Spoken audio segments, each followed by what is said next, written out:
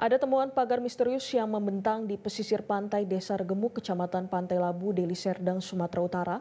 Kepala Dinas Lingkungan Hidup dan Kehutanan Provinsi Sumatera langsung ke lokasi untuk membongkar bangunan pagar tersebut. Dengan emosi, Kepala Dinas Lingkungan Hidup dan Kehutanan Provinsi Sumatera Utara, Yuliani Siregar, meminta bawahannya untuk merobohkan pagar tersebut. Dengan cepat, menurutnya, kawasan hutan lindung tidak boleh dipagari karena lahan yang dipagar milik negara. Atas peristiwa ini, Kepala Dinas Lingkungan Hidup dan Kehutanan Provinsi Sumatera Utara, Yuliani Siregar, diduga melanggar hukum.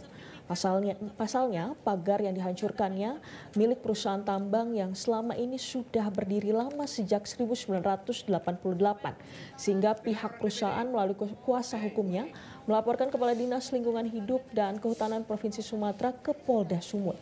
Menurut kuasa hukum PT Tun Swindu Junirwan Kurnia, Kepala Dinas Lingkungan Hidup dan Kehutanan Provinsi Sumatera Utara itu diduga membongkar pagar perusahaannya ini secara ilegal. Dan Junirwan Kurnia menjelaskan bahwa bangunan pagar itu sudah diajukan sebagai keterlanjutan dalam Undang-Undang Cipta Kerja Nomor 11 Tahun 2020 sehingga tidak dapat diganggu lagi. Nanti akan ada skema untuk penyelesaian dari pemerintah.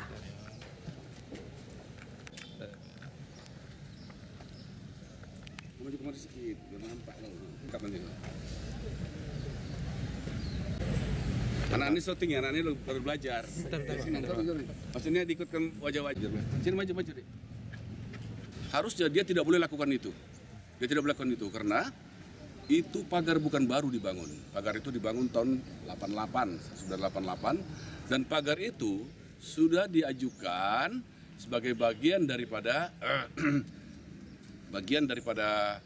keterlanjuran ya, keterlanjuran dalam Undang-Undang Cipta Kerja Nomor 11 Tahun 2020. Artinya tidak boleh diganggu lagi. Nanti akan ada satu bentuk skema penyelesaian oleh pemerintah, apakah dengan ganti rugi atau segala macam, kita tunggu.